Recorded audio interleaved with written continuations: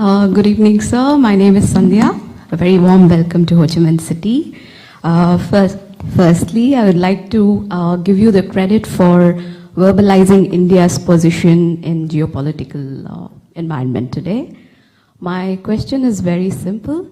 What excites you the most about India's future? And what is your version of future Bharat? What would you like to see it as? Thank you. I didn't get the last bit. What is my version of the? Future of India. Okay, future sure. Bharat. Sure, future Bharat, right. One more question, please.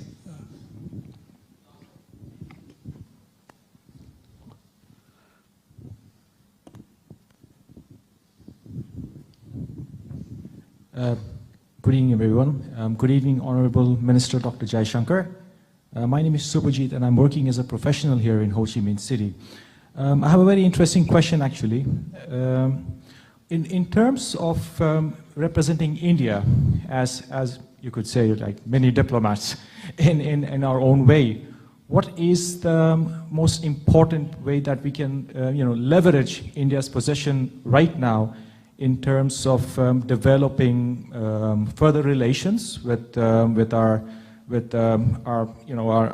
other counterparts from the Vietnamese diaspora, or maybe from other countries as well? How do you think we can leverage this to our, well, not our advantage, but to ensure our position remains on a high pedestal, and taking it further to develop relations further with other people as well?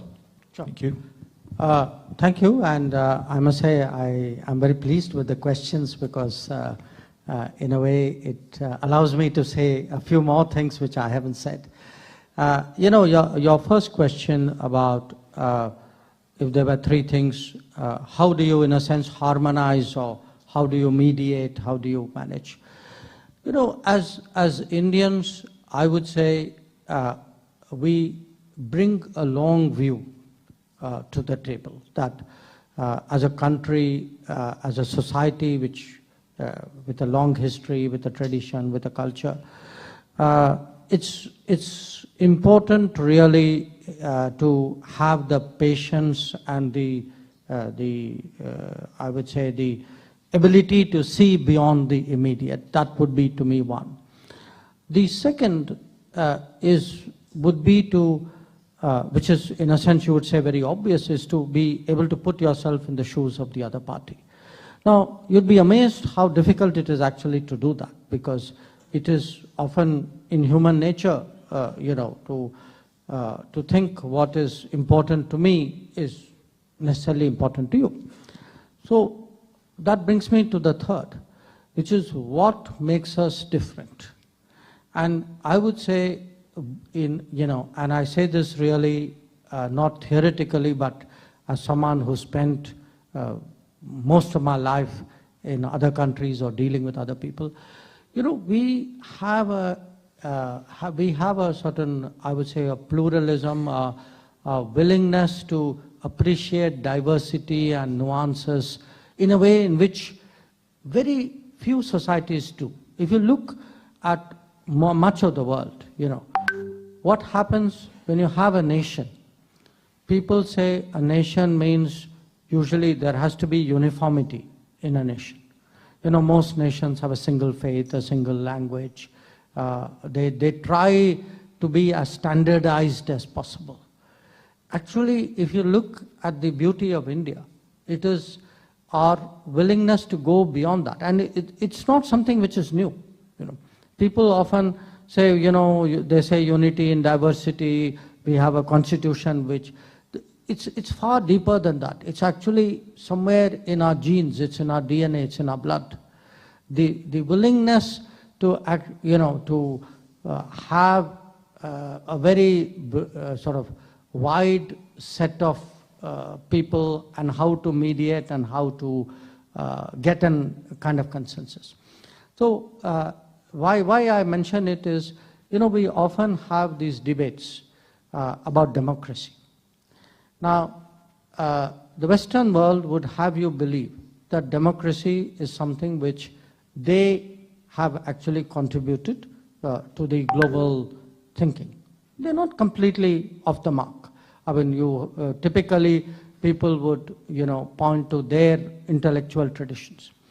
But if you note, the whole idea of, people gathering together, reaching some kind of consensus, confabulation, you can say, it's very deep in Indian society. We have whether it's at a kind of village level or whether it's at a kingdom level, this idea that there should be some kind of sarvasamati before you move forward. So I think today that kind of attitude, that stands us in very good stead. That, even when we did this G20, our willingness and ability to hear everybody out and then say, okay, this is the common thing which 5 of you have said, let's build on that. I think that kind of quality today will actually have greater value. The second question from the young lady at the back, when you asked me what excites you, you answered it yourself, future Bharat. See, the idea of Bharat excites me for this reason. People sometimes think of Bharat as tradition, which it is. But Bharat is also a mindset. Bharat is a confidence. It is, it is something where we believe in ourselves. It's a sense of what we are. And if we can engage the world much more confident about ourselves, our culture, our practices, our traditions, I think we'll get a much better deal from the world. So, when you would all be familiar today with the International Day of Yoga, how much more popular it has become. But I just stop and think about it. Something which is rooted deeply in Indian traditions has become so universal. Now, it's an enormous change that we brought to the world. Now, I can give you many other examples which may be in the making. Because of COVID, for example, I find the number of people who look at wellness practices, who have started showing interest in traditional medicine, is actually growing. If you even look at, I would say, there is today a big movement in India on millets. Now, if I may be the oldest person in the room, but I would certainly tell you, if any of you had asked your parents or your grandparents, they would be very, very familiar with millets. And you may not be. Because somewhere in the last 30, 40 years, that practice went out of our life. But it is, today people are saying, okay, millets is greener, millets is more nutritious, millets is much easier to grow. So there is a lot going, sometimes when we move towards modernity, we also need to actually ask ourselves if something was part of our life for hundreds, if not thousands of years, it must have had great value for it to go on. So when I look at you asked me, in a sense, what is the future? One part of it is the tradition. One part of it is the technology. And I think it takes a society like India to be able to fuse tradition and technology and be equally comfortable with both. That's really, that is really what will actually give us our standing in the world. That people people already, today, after all, I mean, in a sense, I'm coming to the last question, leveraging. I was living in Japan in 1999 was turning into 2000. And some of you would remember Y2K. Okay, and we saved the world by preventing Y2K, by all becoming techies. So what happened on the 1st of January? Wherever you went in the world, people thought, okay, Indians are techies.